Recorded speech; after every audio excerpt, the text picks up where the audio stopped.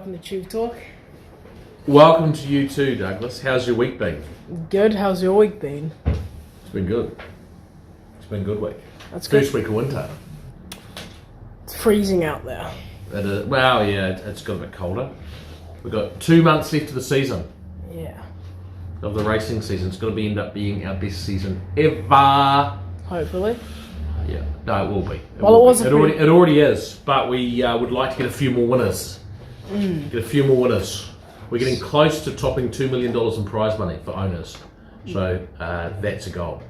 Speaking of winners, last week on Friday, Pull Your Socks Up had a fantastic first. Boom! Yeah, it was great. We sent her south chasing black type. She was 6th warming up, and then she was beaten half a length from winning a black type race. So it was really good to collect a $32,500 race on the way home. Put that in the bank, pay for the trip, plus a bit extra, bit of money left over for everyone. And look, she is a slow maturing mare, and I think she'll come back next season and have her best season ever. On Wednesday at Cambridge, Darcy Palmer was beaten by a nose. He's a polytrack specialist, isn't he? He got squeezed up, only got through late and was just nutted. So he is, he loves the polytrack. He'll race there in 2 weeks' time, be awfully hard to beat. Thread the Needle was a good third. Yeah, first time on the poly. It's thread through. And attacked the line well. Good run for her. Her first up run was very good too. She only missed her second run because it was too heavy a track. So she'll go back to the poly in a couple of weeks' time and should be a good chance. Stepping up in distance will be interesting. However, Eridani was a very unlucky 6th. In the same race, I think she was almost a certainty beaten. She got knocked over twice, just about lost her feet, bowled over terribly, still picked herself up and charged home. The jockey that caused the interference got 8 days suspension, so it was significant. I think she would have been winning the race if she hadn't been knocked over. So she'll head back to the poly in 2 weeks' time as well, stepping up to 15.50. Same race as Thread the Needle. Very, very hard to beat. Yes, poor sportsmanship by that jockey as well. It was disappointing. It was tough. But on Thursday at Awapuni, Oceanides was a really good third. Boom, she was. Boom. Really, really nice developing filly. Well ridden by Sarah Ganab, attacked the line well. She's by Ocean Park. She's still just a touch weak, and so what you find with horses is they have ability, but if they're not strong enough yet, they can't maintain a sprint. And so she could sprint for a couple of 100 metres, but when she strengthens, she'll be able to sprint for longer. She's got a really, really bright future. Whether we turn her out now or give her one more, we'll see how she comes through. And then moving on this week, on Friday at Ashburton, race 2 is Deal's Done. Yeah, and so after the flooding, the once-in-a-lifetime flooding last year in Ashburton, it's remarkable. Riccarton have moved their race speed to Ashburton. It's actually not even a heavy 11, it's a heavy 10, so it'll be interesting to see what the track's like, but surprising that it's a heavy 10. So the first horse we're talking about, Doug, is?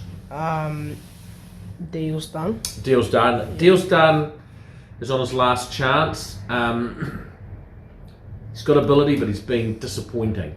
He's out of his grade because we want to run him over ground, and it was the only race available. So it's a rating 74, but that shouldn't matter. He should have the ability to cope. I don't know how he's going to handle the heavy track, but he's certainly a stayer, so the 2100 metres should not be a problem for him, and he will determine his future after this. If he puts his best foot forward and handles the track, he can win. If he decides he doesn't want to be a racehorse anymore, he won't do that. So it'll be an interesting watch because he's certainly got it if he wants to produce it. And then race 8, Oh He Can. Another running out of his grade, but that shouldn't be a problem. Last start 4th was very good. The heavy track we really don't know about, but we're rolling the dice to find out. While he is also out of his grade, he's beaten better fields than this, and if he handles the wet track, he's certainly a top 3 chance. And then moving on on Saturday at Ellerslie race 7, we have Make Time. Make Time, one fresh up, was 5th last time at Te Rapa, but he never goes that good at Te Rapa. I don't think he likes the surface there. He kind of looms up, but can't quite finish it off. He really likes Ellerslie. He's won there before. He's got a nice barrier draw. It'll be a heavy track, so actually we say nice barrier draw, he's barrier 3. Hopefully he doesn't get caught down on the inside, but he usually jumps well and puts himself reasonably handy. I expect him to be very, very competitive. He's a very good, genuine each-way chance. He's a definite winning chance. At Roseville Race 6, we have Wairari Falls. Third first up over 1,500 metres a couple of weeks back. Was a good run. He probably he moved into it, sprinted well, and probably just peaked for it. But 1,500 metres fresh up is what you'd expect. He's going 1,500 metres again, but he's now got a race under his belt. He's got a really good barrier draw too. He's got Brenton Avdallah on board. He should be an excellent each-way chance. Be improved for his first up run. And race 8 is Mubadas. Mubara's last start winner at Roseville a couple of weeks ago. Runs over the same distance, 1,800 metres. Has Tommy Berry on board again, who gets on with him so well. He is going up in grade significantly, and so he actually should be carrying 52 kilos, but he's carrying 53.5. So he's carrying a kilo and a half more than he should. He's got an awkward barrier draw of 10. He is favourite for the race, but this is a much tougher assignment than last start. Saying all of those things, I expect him to run very well because he's a talented horse on the rise, but it is tougher than last start. At Newcastle Race 7, we have Man of Sin. So Man of Sin, a very talented horse into Sydney for this preparation. We've entered him in 3 races this week, and each one he's drawn wide, and this one he's drawn 13 of 13, but we've got to get him underway. The 1,600 metres is too short for him. The 13 of 13 doesn't help. He does tend to pull hard when trying to get him to settle. So we're going to go back on him, and the jockey may have to fight him quite hard early to get him to settle. If he settles, even though the 1,600 metres is short of his best, he will be a winning chance because he's got a lot of ability. If he doesn't settle, then that will cost him late in the race. But keep an eye on him. This is a horse going a long way as soon as we step him up over ground. He's a very talented stayer in the making. On Sunday at Wingatoi Race 6, we have Running Man. Going 1,400 metres, we think it's the right distance for him. Don't know whether he'll handle the weak track or not. He's certainly up to this class of horse. All comes down to how he handles the heavy track. If he handles it, he's a winning chance. If he doesn't, he won't be. And we don't know until we try him. And then race 7 is Sanctify. I like her on Sunday, Doug. Yeah. I like her. I know she's been out of form a little bit, and her fresh up run for 8th doesn't look that great, but not a lot of things go her way. She's on a heavy track. She's won on a heavy track before. She's got a nice barrier draw of 3. She hasn't got much weight in her back. She's got Kylie Williams on board. She goes around a corner, which is a key, rather than going down the chute. I think she'll be over the odds. I think she's a genuine winning chance. I like her on Sunday.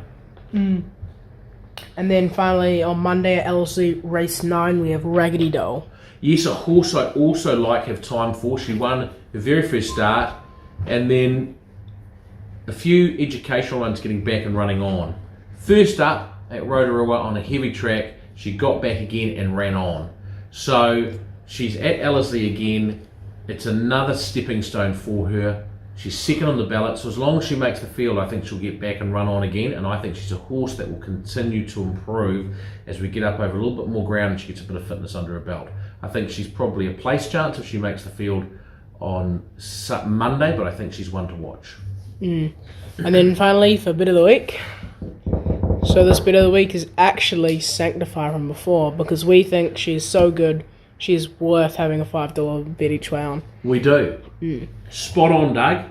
I think she's got the right race, and as we discussed earlier, the track conditions are right, around the corner, all those things. I don't normally make the Bit of the Week one of our horses because I try and be a little bit open about things, but I like her on Sunday, and I think she'll be over the odds. I mean, when I say over the odds, I think she might be $8 or $9, so we might have ruined her price, but I think we should have a little bit of an each way bet on her. And if it comes through, you could be receiving $50 to $49, couldn't you be? Well, if she pays 8 to win and $2.50 a place, and you've got $40.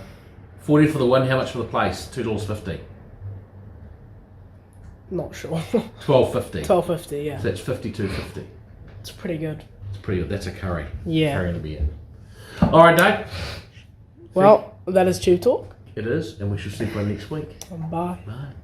Renounced back to the inside, Divine Excuse, Saddler's Lass and Sanctify, the two favourites, second last and last on the bend. Lava Glow just in front of them, into the front straight, and it's Atahua, Love the Dream. Spates looking for a run, I Wonder Why. Danny Green, wider out Rosso Cavallo, going through, Spates in the middle with I Wonder Why. Spates hit the lead from I Wonder Why. Atahua, Love the Dream, out deeper now, Sanctify. Sanctify's from last, is zooming past them, and Sanctify's a big winner. Sanctify.